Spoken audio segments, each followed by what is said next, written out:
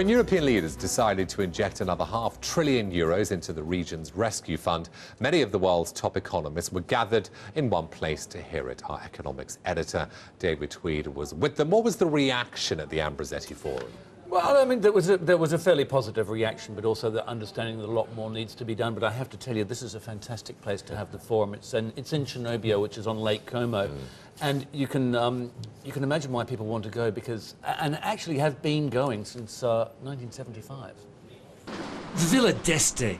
Twice a year, economists and policymakers meet here at Lake Como for the Ambrosetti Forum on world affairs.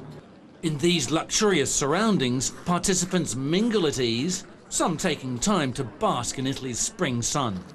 But there's work to be done. This year, the focus was the decision by Europe's finance ministers to erect higher firewalls to prevent contagion from the debt crisis. It is a very important step, because the larger and the stronger the firewalls are, the less likely is the need to use them. The conference is renowned for outspoken attendees. This Russian economist took aim at what he calls President-elect Putin's misguided focus on energy at the expense of industrial development. They don't care too much as it's necessary for repairing infrastructure, for investing heavily in manufacturing, for for some kind of new industrialization which Russia really needs. There's also a mix of economics and business.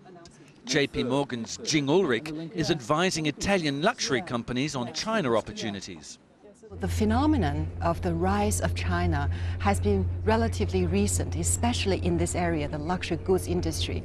So many of them are beginning to realize how big the market could be, but I don't think they're already developing to their fullest potential, so the best is yet to come.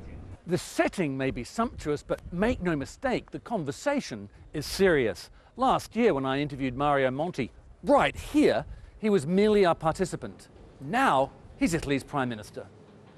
So you can actually see that, it's a very important conference for Italians, given the fact that of the calibre of the Italians to appear to it, but also it attracts people from all around the world, especially when you look at that setting. What was the key topic of conversation? Key topic of the conversation really was the fact that the firewalls had gone up and what happens to Italy next time. And the big issue here is that even though the firewalls have got up, there's still a lot to be done, and a lot of people are talking about the fact that the policies that are being chosen, this austerity, is going to really kill off growth in some countries, and that's a really big issue coming up. David, thanks. We're getting